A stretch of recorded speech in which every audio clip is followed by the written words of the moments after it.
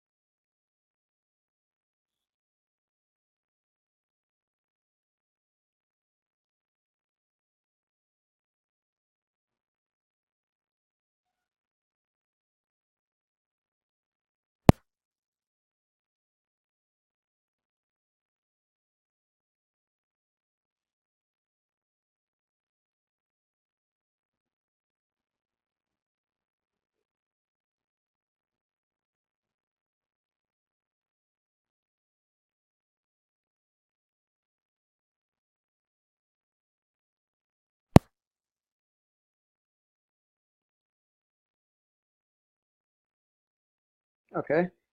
So it looks like our blocks are, the activate and best chain has finished and load blocks finished as well.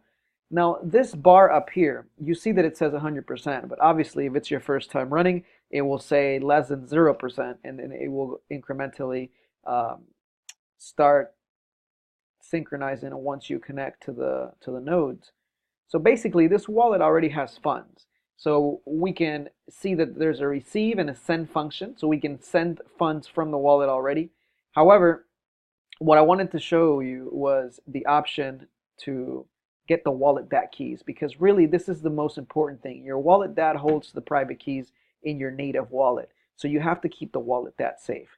When you create the wallet, the first thing that you want to do is back it up. And I will show you how to back up your wallet from the Mac Finder.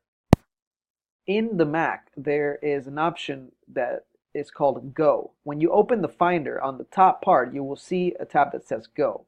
And it will give you the option to go to folder. If you type this into the space, which is library support / application / you would press Go, and you would double click application support again, and you would search for Komodo. Now in this folder we see that there's a wallet DAT file, and that wallet DAT is what I want to back up. I will always back up my wallet DAT if I make a transaction, if I create a new address, and the same goes for all of the asset chains. As you can see, in the same folder we have the folders for all of the asset chains, and each one has a wallet DAT as well if you're running them on native. So you can back up your wallet DAT this way, or we can export the key. However, let's take note of one of our addresses. So I have funds in this address here, and if I go to settings and I click wallet.keys. I will pick Komodo, and in the search key pattern, I will paste my address, the address I'm looking for, and I will type get keys. Then it would fetch the address and the private key. And now I have a way to back up my native wallet without having the actual wallet because if you have the private key, you can spend the funds in this address. These are pretty much the basic functions of the native wallet. If you are using it, please make sure to back up your wallet. I cannot stress how important that is. If you guys have any questions, go to support.komodoplatform.com. Drop us a ticket if you need any technical support. Have a great day, guys.